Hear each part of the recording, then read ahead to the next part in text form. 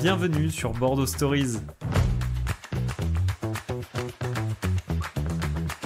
Je suis Hugo et je vous emmène avec moi à la rencontre des acteurs et personnalités qui réveillent la belle endormie.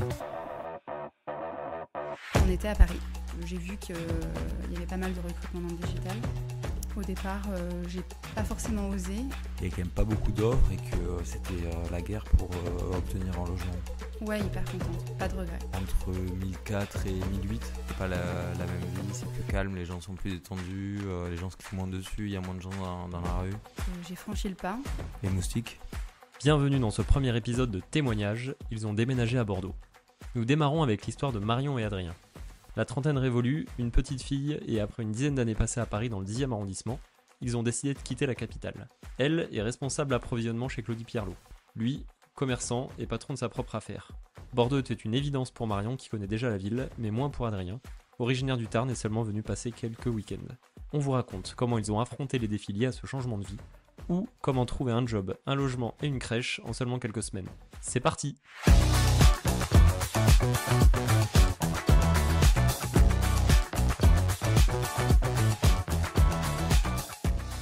Donc, bonjour Adrien, bonjour Marion, merci de vous rendre dispo. Donc pour répondre à quelques questions sur votre arrivée à Bordeaux, qui date d'il y a quelques semaines, je crois. Bonjour Hugo. Effectivement, on est arrivé à Bordeaux dans l'été. Moi, je suis d'abord arrivée toute seule. D'accord. Et le reste de la famille est arrivé il y a 2 semaines. Et donc vous arrivez d'où, là, tous les deux? On était à Paris. Depuis combien de temps? À peu près 10 ans. Et Bordeaux, vous connaissiez déjà ou pas, tous les deux? Alors moi, j'avais fait mes études à Bordeaux, donc il y a plus de 10 ans. Parce que tu étais originaire de Limoges. Ok, donc à quoi, 2 heures, c'est ça, 2 heures de Bordeaux? Voilà, à peu près 2 heures de Limoges. C'était Bordeaux ou Toulouse. Donc le choix entre les deux.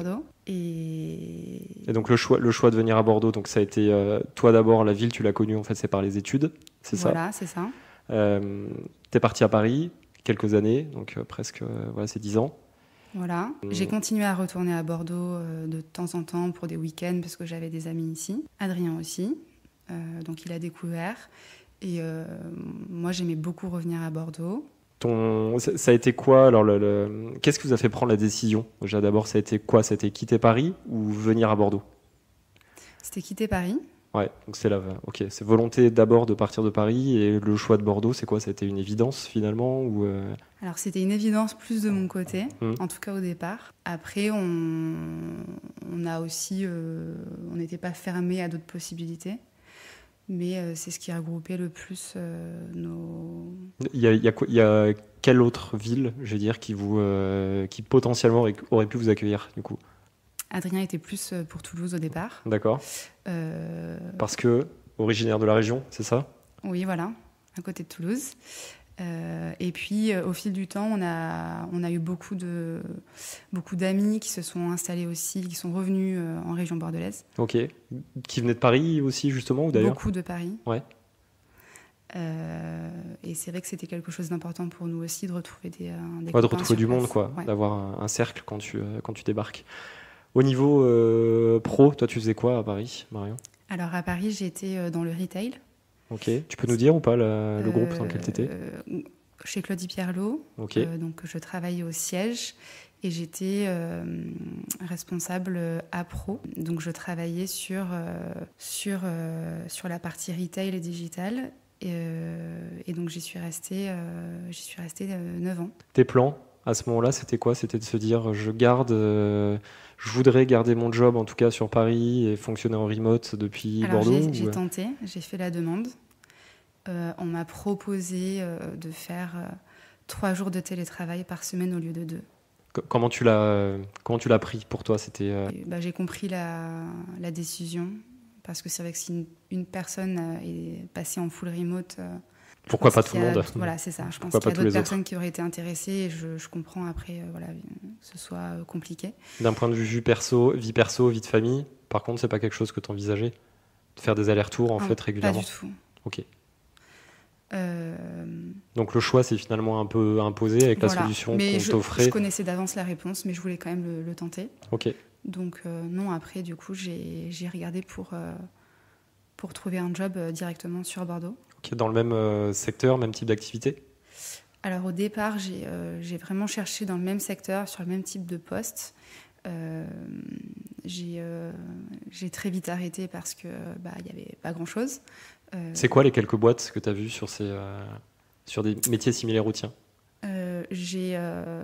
Sur les boîtes à Bordeaux, par exemple, il y a Asphalt, mais c'est principalement c'est du digital, c'est pas de physique. Tagine Banane aussi, voilà, mais c'est même si aujourd'hui ils génèrent de beaux chiffres d'affaires, ils recrutent pas à des postes comme le tien, quoi, voilà, en fait. Énormément sur des profils comme le mien.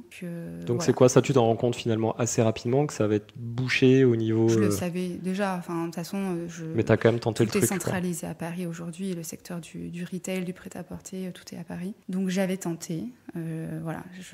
Donc ensuite j'ai... Décision, à ce moment-là, j'ai qu'est-ce qu'on se dit? Après je me suis ouverte sur le secteur.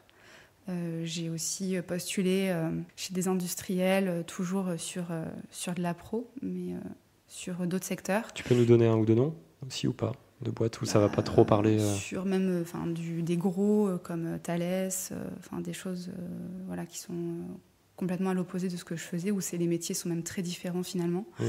Mais en fait, mon profil les intéressait pas parce que on n'est plus du tout sur les mêmes métiers en fait. Donc, 10 ans de retail, ça marque un peu, j'imagine, un profil. Ouais. Voilà, donc... Qu'est-ce qu'on fait dans ces cas-là? J'en ai pas mal discuté j'en ai pas mal parlé autour de moi. J'ai regardé aussi beaucoup les postes à pourvoir sur Bordeaux. J'ai vu qu'il y avait pas mal de recrutement dans le digital. Très bien, ouais. Au départ, j'y ai pas pensé. Je pensais pas correspondre. Et ensuite, je pense que j'ai été bien entourée à ce moment-là. J'ai commencé à regarder les postes plus sur de la chefferie de projet, des postes product owner. J'ai commencé un petit peu à m'y intéresser, à regarder les formations. Au départ, j'ai pas forcément osé, et ensuite j'ai franchi le pas. À Paris, en fait, j'ai complètement du coup switché. Je suis passée dans une ESN à Paris pour. Donc tu as donné ta démission. Pour être consultante, ouais. Ouais. Ok. Tu as donné ta démission pour donc rentrer dans une nouvelle boîte sur un métier différent. Tout d'abord sur Paris. Première étape. Et voilà, c'était le prix à payer en fait pour quitter Paris. Il fallait que je change de job. Donc ça, c'était quand? Quand est-ce que tu fais la bascule là? Ça, c'était au mois de mars 2023. Okay. Après, moi, j'ai toujours beaucoup aimé ce que je faisais. Donc c'était important aussi pour moi de conserver un job que j'aime, où je suis contente le matin de me lever et d'aller bosser. Parce que c'est ce que tu avais à Paris? Oui. Okay. Donc c'était aussi un peu l'enjeu, c'était de retrouver quelque chose qui me plaise. À Paris, j'ai fait donc 3 mois dans une ESN, et ensuite j'ai été en contact avec des ESN à Bordeaux, et mon profil a matché avec une mission chez un retailer à Bordeaux qui proposait une mission sur des sujets appro. D'accord. Donc là, mon profil du coup a intéressé au vu de mon expérience précédente. Ok, et tu as démarré quand? Et donc j'ai démarré à Bordeaux début juin. Et tu avais eu la réponse? 3 semaines avant. Ok. Voilà, mais ça a précipité les choses, du coup. Voilà, mais j'ai joué là-dessus aussi. J'étais encore en période d'essai dans la boîte de Paris. Okay. Donc en fait, c'était aussi une force de pouvoir être disponible très vite que j'ai mis en avant en entretien. Donc c'était effectivement c'était un peu chaud ça sur s'est le précipité, timing, quoi. Mais voilà, c'était la mission me donnait envie, voilà. Ok, et là aujourd'hui, pas de, je dirais après quelques mois de recul finalement, contente? Ouais, hyper contente, pas de regrets. Bon, trop bien. Toi du coup, Adrien, sur la partie professionnelle, tu faisais quoi sur Paris? Donc, j'avais une entreprise à Paris que j'ai pu conserver. C'était aussi l'opportunité pour nous, en gardant mon travail à Paris, de pouvoir déménager plus rapidement. Ouais, tu étais plus libre en fait et moins attaché, t'as pas de patron, quoi. Ouais, exactement, de ne pas avoir de frein sur la partie déménagement. Dans un couple, on est deux. Là, l'idée, c'était que Marion puisse trouver un CDI et que moi je sois pas un boulet à ce moment-là, donc que je puisse faire des allers-retours à Paris toutes les 2 semaines sans interférer dans sa recherche et pour qu'elle puisse y aller à fond, quoi. Au service de madame. Exactement. C'est beau.